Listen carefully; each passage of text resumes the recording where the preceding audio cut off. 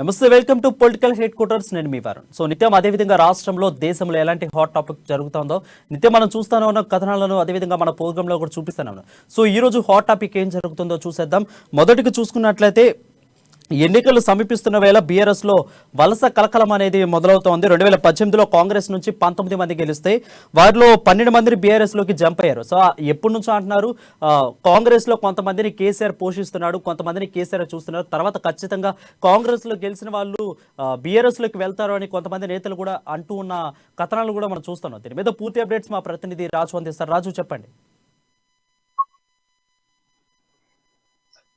వరుణ్, ఎన్నికలు సమీపిస్తున్న టీఆర్ఎస్ పార్టీలో అయితే ఈ వలసలు ఏవైతే ఉన్నాయో అవి పార్టీ పెద్దలను అయితే కొద్దిగా కలవర పెడుతున్నాయని వార్తలు వినిపిస్తున్నాయి. దీనికి కారణం ఏంటంటే ముఖ్యంగా ఈ 2 దఫాలు తెలంగాణ వచ్చిన తర్వాత 2014లో 2018లో బీఆర్ఎస్ పార్టీ అధికారంలోకి రావడం జరిగింది. ఈ నేపథ్యంలోనే ప్రతిపక్ష పార్టీలకు సంబంధించిన ఎమ్మెల్యేలు చాలా మంది వరకు కూడా అధికార పార్టీలో చేరడం జరిగింది. వాళ్ళందరూ కూడా ఒకటే చెప్తూ వెళ్లారు, నియోజకవర్గ అభివృద్ధి కోసము సీఎం కేసీఆర్ ఏదైతే అవలంబిస్తున్న ప్రజా ఆకర్షక విధానాలు ఉన్నాయో, సంక్షేమ పథకాలు ఉన్నాయో వాటికి ఆకర్షితులై పార్టీలో చేరామని చెప్పి కూడా చాలా మంది బీఆర్ఎస్ పార్టీలో చేరడం జరిగింది. ఈ నేపథ్యంలోనే 2014లో ఎవరైతే చేరారో వైసీపీకి సంబంధించిన టీడీపీకి సంబంధించిన అప్పుడు గెలిచి బీఆర్ఎస్ లో చేరారు. చేరితే వాళ్ళకి 2018 ఎలక్షన్ లో కూడా చాలా మందికి టికెట్లు కూడా ఇవ్వడం జరిగింది. ఈ నేపథ్యంలోనే 2018లో కూడా రెండవసారి బీఆర్ఎస్ పార్టీ అధికారంలోకి వచ్చిన తర్వాత కాంగ్రెస్ పార్టీకి సంబంధించినటువంటి దాదాపు మెజారిటీ మంది అంటే రెండంతుల మంది డైరెక్ట్ గా కాంగ్రెస్ ను వీడి బీఆర్ఎస్ లో చేరారు. ఎల్పీ కూడా బీఆర్ఎస్ పార్టీలో విలీనం చేసుకోవడం జరిగింది ఇక్కడ. అయితే ఈ నేపథ్యంలోనే చేరిన 12 మంది ఎమ్మెల్యేలు కూడా ఇప్పుడు దాదాపు అందులో 11 మంది కూడా టికెట్ ఖరారైనట్టుగా కూడా వార్తలు వినిపిస్తా ఉన్నాయి. అందులో ఒక్కరికి మాత్రమే టికెట్ రాలేదని చెప్పి కూడా ఇంకా తెలుస్తా ఉంది. కొత్తగూడెంకి సంబంధించిన వనమ వెంకటేశ్వరరావుకు ఆయనకు సీటుపై ఇంకా స్పష్టత అధికార పార్టీ ఇవ్వలేదని చెప్తా ఉంది. ఎందుకంటే ఆయన కొడుకుపై కొన్ని ఆరోపణలు ఉన్నాయి వమ రాఘవపై గతంలో. సో అందుకని ఆయన సీట్ ను కూడా హోల్డ్ లో పెట్టినట్టుగా కూడా సో వార్తలు అయితే వినిపిస్తున్నాయి. గత ఎన్నికల్లో ముఖ్యంగా బీఆర్ఎస్ నుంచి పోటీ చేసి ఓడిపోయిన వారు ఎవరైతే ఉన్నారో వాళ్ళందరినీ ఇప్పుడు వాళ్ళు వేరే పార్టీ వైపు చూస్తా ఉన్నారు. ఎందుకంటే కాంగ్రెస్ కి సంబంధించిన వాళ్ళు బీఆర్ఎస్ పార్టీలో చేరారు కాబట్టి అప్పుడు బీఆర్ఎస్ పార్టీ నుంచి పోటీ చేసిన వాళ్ళందరూ కూడా ఇప్పుడు వేరే పార్టీ వైపు చూస్తున్నారు. ఎందుకంటే కాంగ్రెస్ పార్టీ నుంచి వచ్చిన వారికి టికెట్ ఆల్మోస్ట్ కన్ఫర్మ్ అయిపోయిందనే మనం చెప్పవచ్చు. ఈ నేపథ్యంలోనే బీఆర్ఎస్ పార్టీలో చాలా సంవత్సరాల నుంచి కూడా ఉన్న వాళ్ళుగా పక్క చూపులు చూస్తున్న పరిస్థితి ఉంది. అందులో ముఖ్యంగా చూస్తున్నట్టయితే మనము తుమ్మల నాగేశ్వరరావు ఎవరైతే ఉన్నారో పాలేరు నుంచి తుమ్మల నాగేశ్వరరావు, పట్నం మహేందర్ రెడ్డి, తాండూరు నుంచి పట్నం మహేందర్ రెడ్డి, అలాగే కొత్తగూడెం నుంచి జలగం వెంగళరావు, మహేశ్వరం నియోజకవర్గం నుంచి మన తిగల కృష్ణారెడ్డి గారు ఉన్నారు. నిన్న మొన్నటి వరకు కూడా తిగల కృష్ణారెడ్డికి సంబంధించిన వార్తలు కూడా వచ్చాయి కాంగ్రెస్ పార్టీలో చేరుతా ఉన్నట్టు. సో ఆయన ఇంకా టైం తీసుకుంటారు, నియోజకవర్గంలో ఉన్నటువంటి కార్యకర్తలందరినీ అభీష్టం మేరకు నిర్ణయం తీసుకున్నారని చెప్పి ఆయన ప్రకటించడం జరిగింది. ఈ నేపథ్యంలోనే అలాగే వేముల వీరేశం, మాజీ ఎమ్మెల్యే వేముల వీరేశం, అలా విధంగా మాజీ ఎమ్మెల్యే వెంకటేశ్వర్లు, కనకయ్య ఇల్లందు నుంచి వీళ్ళందరూ కూడా కాంగ్రెస్ పార్టీ వైపు ఆల్రెడీ ఇంతకుముందే చేరిపోయారు. అలాగే జూపల్లి కృష్ణారావు కూడా ఇప్పటికే తనకు ప్రాధాన్యం ఇవ్వడం లేదు పార్టీలో అని చెప్పి కూడా ఆయన కూడా పార్టీని వీడి వెళ్ళిపోవడం జరిగింది. సో ఒకసారి మనం చూసుకున్నట్టయితే అంటే గతంలో ఎవరైతే 19 మంది గెలిస్తే అందులో 12 మంది బీఆర్ఎస్ పార్టీలో ఎవరైతే చేయడం జరిగిందో వాళ్ళలో ముఖ్యంగా ఆత్రం సక్కు గాని, జాజుల సురేందర్ గాని, సుధీర్ రెడ్డి, సబితా ఇంద్రారెడ్డి, అలాగే పైలట్ రోహిత్ రెడ్డి, చిగుమర్తి లింగయ్య, హరిప్రియ నాయక్, వనమ వెంకటేశ్వరరావు, కందాల ఉపేందర్ రెడ్డి, అదేవిధంగా హర్షవర్ధన్ రెడ్డి. సో వీళ్ళందరూ కూడా కాంగ్రెస్ పార్టీని వీడి బీఆర్ఎస్ లో చేరడం జరిగింది. సో వీటితో పాటు అంటే ఎవరైతే ఈ 12 నియోజకవర్గాలు ఉన్నాయో 12 నియోజకవర్గాలతో పాటు ఇంకా చాలా మెజారిటీ నియోజకవర్గాల్లో కూడా ఒకవైపు వర్గపోరు ఉంది. అంటే ఒక్కొక్క నియోజకవర్గంలో ఇద్దరు కంటే ఎక్కువగా అంటే ఇద్దరు ముగ్గురు కూడా ఎమ్మెల్యే టికెట్ కోసం ఆశిస్తా ఉన్నారు. సో ఇప్పటికే గ్రూపులు కూడా చాలా వరకు మనం చూడడం జరిగింది. గతంలో పార్టీ నిర్వహించినటువంటి ఆత్మీయ సమ్మేళనాలు ఏవైతే ఉన్నాయో ఆ సమ్మేళనాలలో కూడా ఈ వర్గ విభేదాలు అనేవి స్పష్టంగా కనిపించాయి.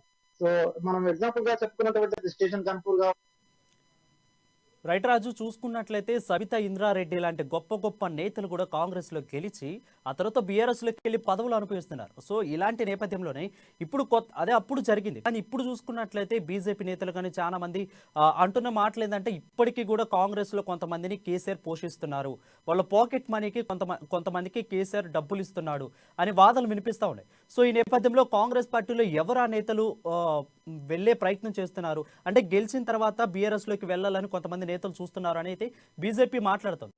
సో ఈ నేపథ్యంలో ఎవరు ఆ నేతలు, వాళ్ళ పేర్లు ఏమైనా బయటకు వస్తున్నాయా? నిజంగా ఇలాంటి వాళ్ళు ఉంటే మరి కాంగ్రెస్ పార్టీ ఎందుకు ఖండించలేకపోతుంది? గత కొన్ని రోజులుగా బీజేపీ పార్టీలో నుంచి వెళ్ళిన వారు కావచ్చు, లేకపోతే కాంగ్రెస్ పార్టీల నుంచి కూడా ఇలాంటి విమర్శలు వినిపిస్తున్నారు. ముఖ్యంగా ఈటల రాజేందర్ లాంటి వాళ్ళు కూడా ఇట్లాంటి విమర్శలు చేయడం జరిగింది.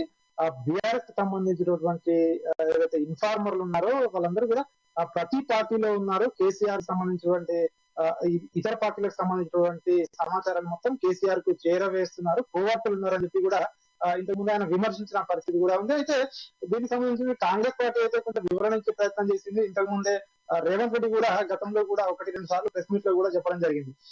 కాంగ్రెస్ పార్టీలో ఇప్పుడు ఎవరు లేరు, మేమంతా కూడా కలిసిపోయాము, కాంగ్రెస్ పార్టీలో ఇప్పుడు అట్లాంటి వాళ్ళు ఎవరు లేరు, అట్లా ఉన్న వాళ్ళందరూ కూడా కాంగ్రెస్ పార్టీని వీడి వెళ్ళిపోయారని చెప్పి కూడా గతంలో చెప్పారు. అయినప్పటికీ అడపాదడపా ఇప్పుడు అట్లాంటి విమర్శలు కూడా బయట వినిపిస్తున్న పరిస్థితి ఉంది. ఎందుకంటే కాంగ్రెస్ లో నుంచి అంతమంది 12 మంది గతంలో వెళ్ళిపోయారు కాబట్టి ఈసారి కూడా కాంగ్రెస్ కు సో మరి ఒకవేళ కాంగ్రెస్ లో గెలిస్తే ఉంటారన్న ప్రశ్న గతంలో కర్ణాటక ఎన్నికల ముందు వరకు కూడా బలంగా వినిపించింది. కానీ కర్ణాటకలో కాంగ్రెస్ పార్టీ విజయం సాధించిన తర్వాత రాష్ట్రంలో కూడా ఉన్నటువంటి క్యాడర్ లో గానీ నేతల్లో గానీ ఒక రకమైన నమ్మకం ఏర్పడింది.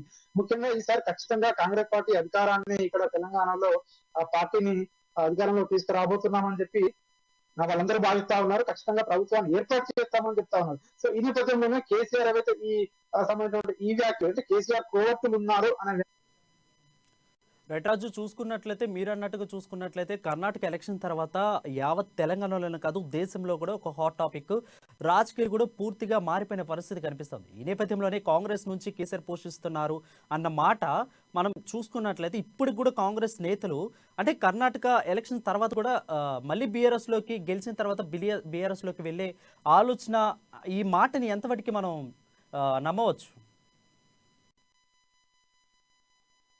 గతంలో కూడా కాంగ్రెస్ సంబంధించినటువంటి పిసిసి చీఫ్ కూడా 1-2 సార్లు చెప్పడం జరిగింది. ఒకవేళ మాకు కనుక మెజారిటీ మార్క్ ఏదైతే ఉందో మ్యాజిక్ ఫిగర్ అంటే 60 అంటే మాకు ఒకవేళ 30-40 మంది ఎమ్మెల్యేలు గెలిస్తే మాత్రము సో ఖచ్చితంగా మా పార్టీలో ఉండరు అని చెప్పి పిసిసి చీఫ్ రేవంత్ రెడ్డి గతంలో వ్యాఖ్యలు చేశాడు. అంటే మెజారిటీ వస్తే ఖచ్చితంగా మెజారిటీ వస్తేనే ప్రభుత్వం ఏర్పాటు చేస్తాం, లేదంటే తక్కువ వస్తే మాత్రము ఖచ్చితంగా వెళ్ళిపోతారు. ఎందుకంటే గత అనుభవాలు ఉన్నాయి కాబట్టి దాని దృష్ట్యా ఆయన చెప్పడం జరిగింది.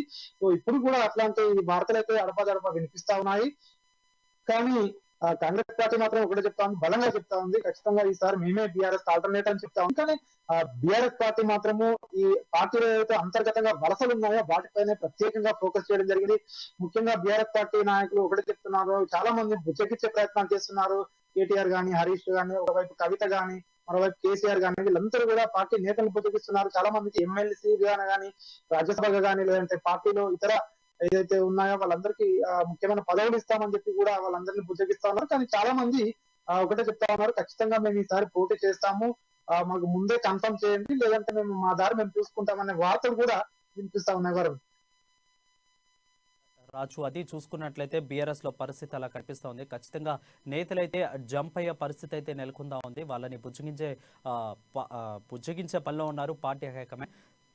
నెక్స్ట్ చూసుకున్నట్లయితే బీజేపీ నేతలు హౌస్ అరెస్ట్ అనేది ఈరోజు పెద్ద హాట్ టాపిక్. ఇటు పక్క వర్షం పడతా ఉన్నా కానీ నేతలు మాత్రం ఖచ్చితంగా డబుల్ బెడ్రూమ్ దగ్గరికి వెళ్ళి బాట సింగారంలో పాల్గొని ఖచ్చితంగా వాళ్ళకి న్యాయం చేస్తాము అని దీక్షిత్ అయితే పూనుకున్న సంగతి అయితే మనం చూస్తాం. సో అదేవిధంగా కిషన్ రెడ్డితో పాటు రఘునందన్ రావు వీళ్ళిద్దరు కూడా చేరి అక్కడ ధర్నాకైతే దిగారు. వీళ్ళిద్దరిని పోలీసులు అయితే అడ్డుకున్నారు. ఎందుకు మమ్మల్ని పోలీసులు అడ్డుకున్నారు, మమ్మల్ని అడ్డుకునే హక్కు పోలీసులకు ఎలా ఉంది అని అయితే వీళ్ళు ప్రశ్నిస్తూ కనిపిస్తా ఉంది. సో దీని మీద పూర్తి అప్డేట్స్ మా బ్యూరో చీఫ్ కృష్ణమూర్తి అందిస్తారు. కృష్ణమూర్తి, చెప్పండి.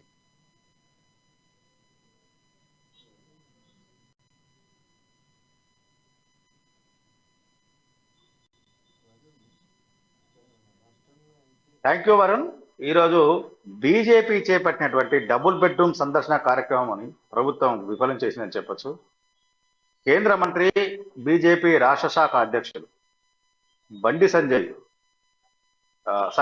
కిషన్ రెడ్డి నేతృత్వంలో సుమారుగా 60 మంది నేతలు బాటసింగారంలో నిర్మితం అవుతున్నటువంటి డబుల్ బెడ్రూమ్ ఇళ్లను సందర్శించాలని భావించినప్పటికీ అనుమతి లేదంటూ పోలీసులు వారిని అడ్డుకున్నారు. ఈరోజు తెల్లవారుజాము నుంచే పోలీసులు ఎవరైతే అంటే ప్రముఖ నేతలు బీజేపీకి సంబంధించిన వారు ఎవరైతే అక్కడి సందర్శనకు వెళ్లేందుకు సన్నద్ధం అవుతున్నారో వాళ్ళందరి ఇళ్లను ముట్టడించి వాళ్ళని అందరినీ హౌస్ అరెస్ట్ చేశారు. ఇటు చూస్తే కిషన్ రెడ్డి ఢిల్లీలో ఉన్న నేపథ్యంలో ఆయన కూడా ఈరోజు విమానాశ్రయానికి వచ్చి అక్కడి నుంచి నేరుగా బాటసింగారం వెళ్లేందుకు సన్నద్ధమయ్యారు.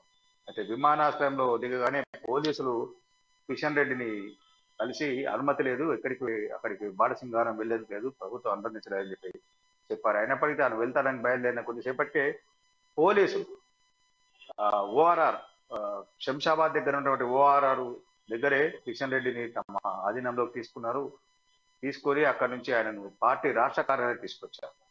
మరోవైపు బీజేపీ నేతలు అక్కడికి అంటే బాటసింగారం వెళ్లకుండా బాటసింగారం డబుల్ బెడ్రూమ్ పరిసర ప్రాంతాల్లో భారీ బందోబస్తు ఏర్పాటు చేసినటువంటి పోలీసులు ఓఆర్ఆర్ దగ్గర కూడా ప్రతి వాహనాన్ని అంటే ఓఆర్ఆర్ జాతీయ నేషనల్ హైవే మీద వెళ్ళేటువంటి ప్రతి వాహనాన్ని ఆర్టీసీ బస్సుతో సహా ప్రతి వాహనాన్ని తనిఖీ చేసిన తర్వాత అక్కడికి పంపించడం భారీగా ట్రాఫిక్ జామ్ ఏర్పడింది.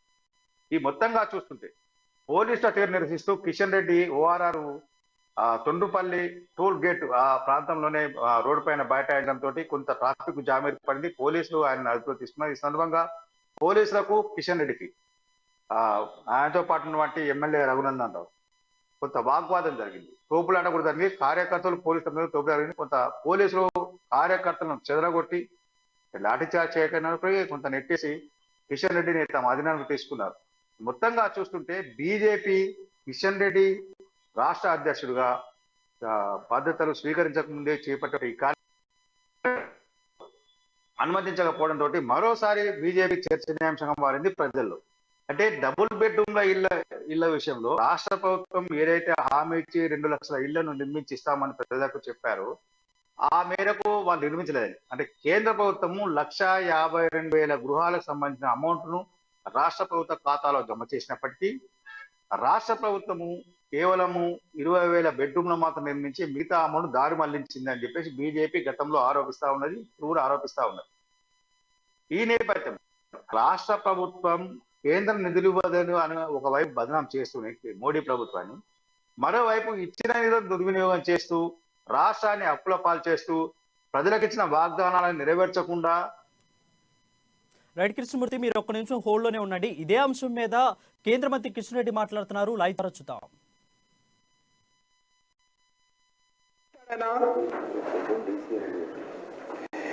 నేను పోతా ఉంటే నా బండికి అడ్డంగా ఎయిర్పోర్ట్ రోడ్లో పోలీసు జీపులను ఆపి రోడ్డు బ్లాక్ చేసి పోలీస్ కమిషనరు, డీసీపీలు, వందలాది మంది పోలీసులు ముట్టడించి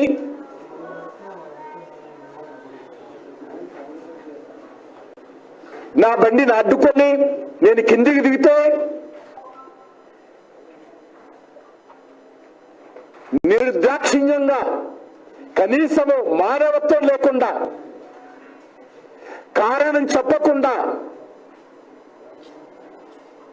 ఏదైతే ఈ రోజు నన్ను అరెస్ట్ చేశారో తెలంగాణ సమాజం అన్ని చూస్తుందని మనం చేస్తా ఉన్నాను. ఈ అక్రమ నిర్బంధాలను అడుగుతా ఉన్నాను ఆ పార్టీ నాయకులను. గృహ నిర్బంధాలు ఎందుకు పెట్టారని అడుగుతా ఉన్నాను. ఇదేదైనా మత కళాలు జరిగే ప్రాంతంలోకి వెళ్తున్నామా? ఏదైనా సెన్సిటివ్ ఏరియాకి వెళ్తున్నామా? ఏదైనా ఘర్షణ జరిగే ప్రాంతాలకు వెళ్తున్నామా? ఎక్కడైనా కేసీఆర్ గారి ఇంటికి వెళ్తున్నామా? కేసీఆర్ గారి ఫామ్ హౌస్కి వెళ్తున్నామా?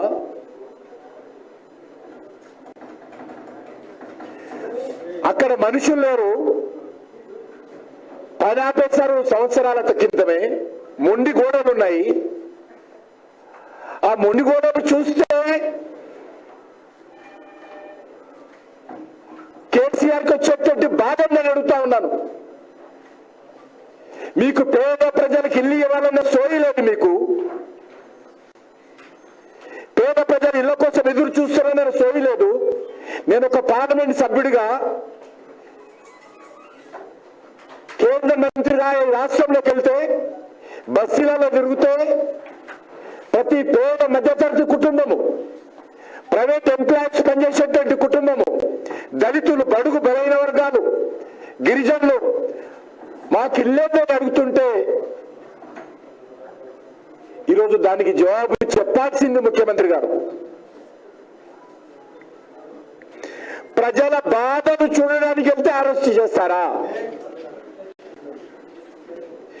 నిన్న రాత్రి నుంచి మా కార్యకర్తలను పోలీస్ నిర్బంధంలో, గృహ నిర్బంధంలో పెడతారా?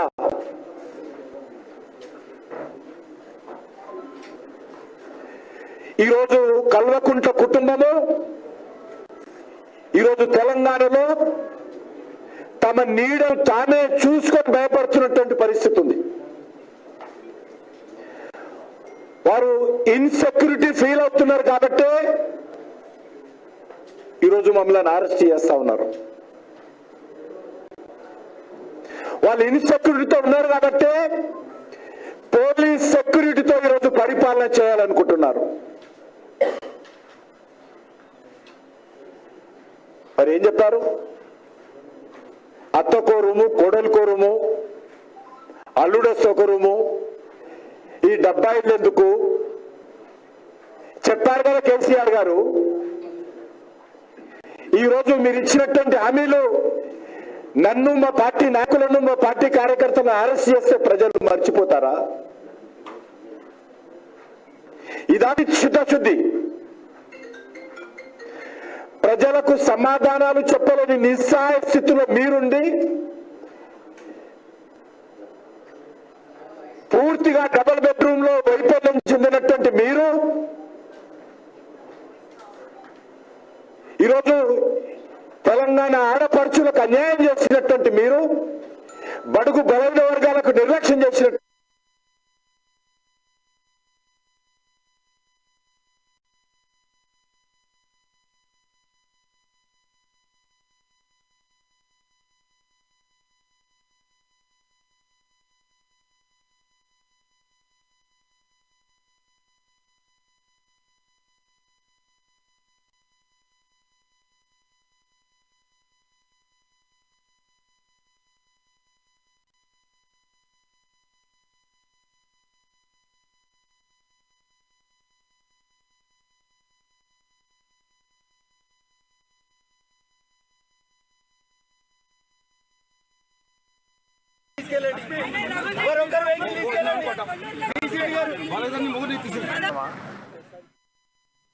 రైట్. అయితే చూసుకున్నట్లయితే నెక్స్ట్ టాపిక్ చూసుకున్నట్లయితే కాంగ్రెస్లో కొన్ని రోజుల నుంచి నేతల మధ్య విభేదాలు అనేవి లేవు. ఎప్పుడైతే కర్ణాటక ఎలక్షన్స్ జరిగినాయో ఫలితాలు వచ్చిన తర్వాత నుంచి నేతల మధ్య విభేదాలు తొలగిపోయాయి.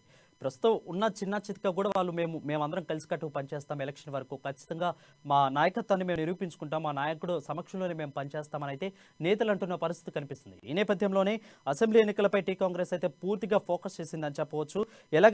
ఎలాగైనా కానీ గెలిపే లక్ష్యంగా సరికొత్త వ్యూహాలు అయితే రచిస్తా ఉంది. సో ఈ నేపథ్యంలోనే కర్ణాటక మాదిరిగా కలిసికట్టుగా మేమందరం పోరాడాలి, మేమందరం కలిసికట్టుగా ఉండాలి అని అయితే నేతలందరూ చెప్తున్న పరిస్థితి నెలకొంది. అయితే ఐక్యంగా బస్సు యాత్ర చేసేందుకైతే వాళ్ళు సంసిద్ధంగా ఉన్నట్లయితే మనకి తెలుస్తుంది. మీద పూర్తి అప్డేట్స్ మా కాంగ్రెస్ ప్రతినిధి హరీష్ అందిస్తారు. హరీష్, చెప్పండి.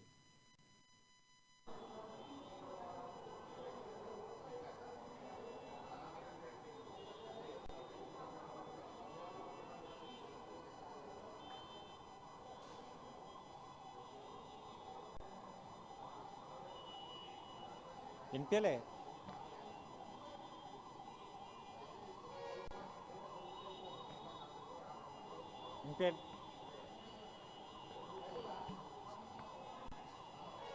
ఓకేనా? హలో.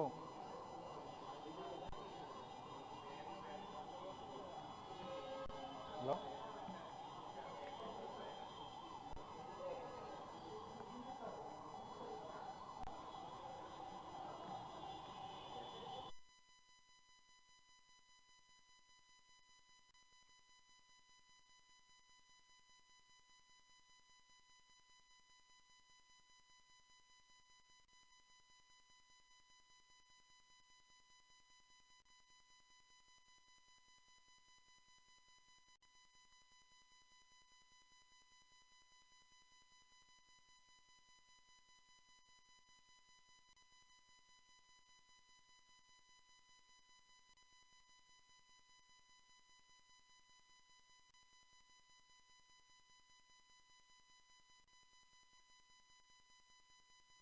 రైట్ అయితే అసెంబ్లీ ఎన్నికల నేపథ్యంలోనే టీ కాంగ్రెస్ అయితే సరికొత్త వ్యూహాలు రచిస్తూ ఉంది. ఈ నేపథ్యంలోనే వాళ్ళు కొత్తగా అయితే ఎన్నో ప్రోగ్రామ్స్ అయితే చేస్తూ ఉన్నారు. ఇప్పుడు కొత్తగా అయితే ఐక్యంగా బస్సు యాత్ర చేపడతామని అయితే చెప్తా ఉన్న పరిస్థితి నెలకొంది. దీని మీద పూర్తి అప్డేట్స్ మా ప్రతినిధి హరీష్ అందిస్తాడు. హరీష్ చెప్పండి. Thank you Varun. ఏదైతే కాంగ్రెస్ పార్టీకి చెందిన ఐక్యతతో కూడా ముందుకెళ్లాలని కూడా కాంగ్రెస్ పార్టీ డిసైడ్ అని చెప్పొచ్చు. ప్రధానంగా ఏదైతే వచ్చే ఎన్నికల సందర్భంగా 90 రోజుల గడువు ఉన్న నేపథ్యంలో కూడా వీళ్ళంతా ఏదైతే ఐక్యతతో కూడా గతంలో ఏదైతే భిన్నాభిప్రాయాలు ఉన్నాయో అంతా కూడా పక్కన పెట్టి వచ్చే ఎన్నికల్లో గెలిపే లక్ష్యంగా కూడా ముందుకెళ్ళాలి, అలాగే పార్టీని అధికారంలోకి తీసుకురావాలనే లక్ష్యంగా కూడా కాంగ్రెస్ పార్టీ నేతలంతా కూడా సమాయత్తమైతున్నట్టు తెలుస్తుంది. ప్రధానంగా గతంలో ఏదైతే కమిటీల విషయం కావచ్చు, అలాగే సీనియర్ జూనియర్ల మీద భేదాభిప్రాయాలు కావచ్చు, అంతా కూడా ఒక ఏదైతే భారత్ జోడో యాత్ర తర్వాత రాహుల్ గాంధీ తెలంగాణ పర్యటన తర్వాత కూడా అంతా కూడా మాణిక్రావు ఠాక్రే వరుస సమావేశాలు నిర్వహించి అంతా సర్దుమణిగా చేశారని చెప్పొచ్చు. ప్రధానంగా వచ్చే ఎన్నికలకు సందర్భంగా ఎలాంటి వ్యూహాలతో ముందుకెళ్ళాలి, అలాగే పార్టీని ఇప్పటికీ చూడవచ్చు మనం రాహుల్ గాంధీ భారత్ జోడో యాత్ర తర్వాత కాంగ్రెస్ పార్టీకి కూడా భారీగా వలసలు పెరుగుతున్న నేపథ్యంలో కూడా అక్కడ అధికార బీఆర్ఎస్ పార్టీ కావచ్చు, అలాగే బీజేపీ పార్టీ నుంచి కూడా మాజీ ఎమ్మెల్యేలు, ఎంపీలు, మంత్రులు వీళ్ళంతా కాంగ్రెస్ పార్టీకి బీఆర్ఎస్ పార్టీకి చెందిన ప్రజాప్రతినిధులంతా కూడా కాంగ్రెస్ పార్టీకి అక్కడ రాజీనామా చేసి కాంగ్రెస్ పార్టీకి వస్తున్న క్రమంలో కూడా చేరికల విషయంలో కూడా కాంగ్రెస్ పార్టీ జోష్ పెరిగిందని చెప్పొచ్చు. ఈ నేపథ్యంలో ఏదైతే గతంలో బీఆర్ఎస్ బీజేపీగా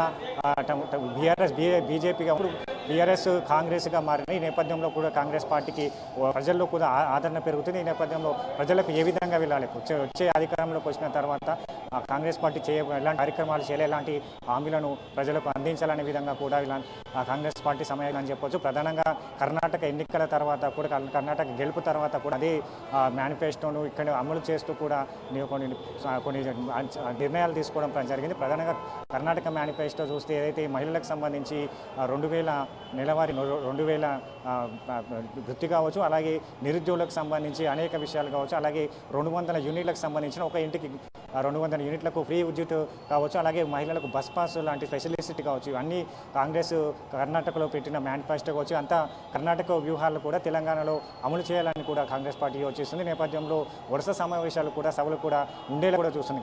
ఇప్పటికే మనం చూస్తాం అధిష్టానానికి చెందిన రాహుల్ గాంధీ కావచ్చు, అలాగే సోనియా గాంధీ కావచ్చు తెలంగాణ పర్యటించిన నేపథ్యంలో కూడా ఇక్కడ వరుస సమావేశాలు కూడా నిర్వహించింది. ఖమ్మం వేదిక కావచ్చు, అలాగే హైదరాబాద్కు వేదిక కావచ్చు కూడా సమావేశాలు నిర్వహించింది. గతంలో వరంగల్ నుంచి కూడా రైతు డిక్లరేషన్ రాహుల్ గాంధీ ప్రకటించడం జరిగింది. అలాగే యూత్ డిక్లరేషన్ కూడా ఏదైతే సరూర్ నగర్ సభ నుంచి కూడా యూత్ డిక్లరేషన్ ప్రకటించడం జరిగింది. ఈ నేపథ్యంలో వస్తున్న అయితే పొంగిలేటి శ్రీనివాసరెడ్డి కాంగ్రెస్ పార్టీ చేరిన నేపథ్యంలో కూడా వలసలు పెరిగిన క్రమంలోనే అలాగే ఆదిలాబాద్కు చెందిన బీజేపీ పార్టీకి చెందిన కంది శ్రీనివాసరెడ్డి కూడా కాంగ్రెస్ పార్టీలో చేరారు. అలాగే జూపల్లి కృష్ణారావు కూడా ఈ నెల 30వ తేదీన కూడా కొల్లాపూర్ సభ వేదిక కూడా జూపల్లి కృష్ణారావుతో పాటు మరికొంత అధికార పార్టీకి చెందిన బీఆర్ఎస్ నేతలు కావచ్చు, అలాగే ప్రజాప్రతినిధులు, ఎంపీటీసీలు, జెడ్పీటీసీలు భారీగా కాంగ్రెస్ పార్టీలోకి చేరే నేపథ్యంలో కూడా వీళ్ళంతా ఏదైతే గతంలో ఉన్న భేదాభిప్రాయాలు అంతా కూడా పక్కన పెట్టి వచ్చే 90 రోజుల్లో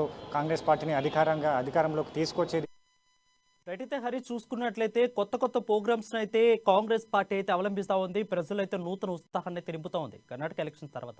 ఈ నేపథ్యంలోనే కొత్తగా బస్సు యాత్ర అయితే చేపడతా ఉన్నట్లు తెలుస్తోంది. ఈ బస్సు యాత్రకు ఎవరెవరు హాజరవుతున్నారు ముఖ్యంగా చూసుకున్నట్లయితే నెల కూడా ప్రతి నెల కూడా రాహుల్ గాంధీ అదేవిధంగా ప్రియాంక గాంధీ వీళ్ళిద్దరు ఎవరో ఒకరు ఖచ్చితంగా తెలంగాణకు రావాలని అయితే ఇక్కడున్న అధినేతలు అయితే పిలుపునిచ్చారు. ఈ నేపథ్యంలో వాళ్ళు ఏమైనా హాజరయ్యే పరిస్థితి ఏమైనా కనిపిస్తా ఉందా?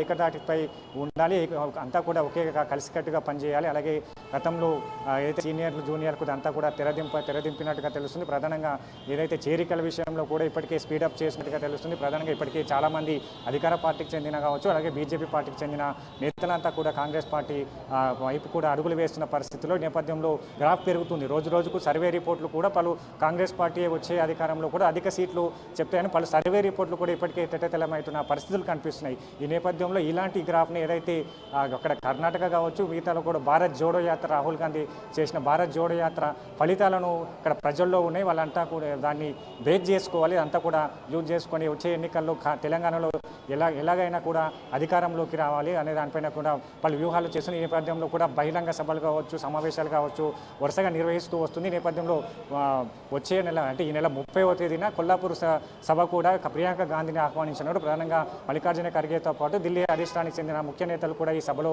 పాల్గొనే అవకాశాలు కనిపిస్తున్నాయి. ప్రధానంగా 30 కూడా భారీగా చేరికలు. అలాగే మహేశ్వరం మండలానికి చెందిన బీఆర్ఎస్ మాజీ ఎమ్మెల్యే తిగల కృష్ణారెడ్డితో పాటు అనిత, తన కోడలు అనితారెడ్డి కూడా బీఆర్ఎస్ పార్టీ వీడి కాంగ్రెస్ పార్టీలో వస్తున్న క్రమంలో ఇంకా చాలామంది బీజేపీ పార్టీకి చెందిన నేతలు కావచ్చు, ఇంకా బీఆర్ఎస్ పార్టీకి చెందిన నేతలు కావచ్చు, చాలామంది కాంగ్రెస్ పార్టీకి చెందిన వాళ్ళ దగ్గర లిస్ట్ ఉంది. వీళ్ళంతా కూడా 30న ఏదైతే కొల్లాపూర్ సభ వేదిక కూడా కాంగ్రెస్ పార్టీలో చేరిన వచ్చే వాళ్ళకు ఏ విధంగా కాంగ్రెస్ పార్టీలో ఉంటుంది అంటే సీనియర్లతో పాటు కొత్తగా వచ్చే వాళ్ళకు కూడా వాళ్ళంతా కలుపుకొని పోయే విధంగా కూడా వాళ్ళు సమాలోచనలు జరిపినట్టుగా తెలుస్తుంది. నిన్న కోమటిరెడ్డి వెంకటరెడ్డి ఏదైతే నివాసం వద్ద కూడా కీలక భేటీ నిర్వహించారు. ఈ భేటీలో కూడా ప్రధానంగా ఇవే అసలు ఏదైతే వచ్చే ఎన్నికలకు ఏ విధంగా ముందుకెళ్ళాలి, ఏ విధమైన వ్యూహాలతో ముందుకెళ్ళాలి, అలాగే అందరూ ఏకతాటిపై నిలిచి ఏకతాటిపైగా కాంగ్రెస్ పార్టీని అధికారంలోకి తీసుకురావాలి దానిపైన కూడా సమాలోచనలు జరపాలి. సమావేశానంతరం కూడా ఈ నెల 23న పిఎస్సి మీటింగ్ ఉంది. పిఎస్సి మీటింగ్లో కూడా చేరికల విషయంలో వచ్చే వాళ్లకు ఏ విధమైన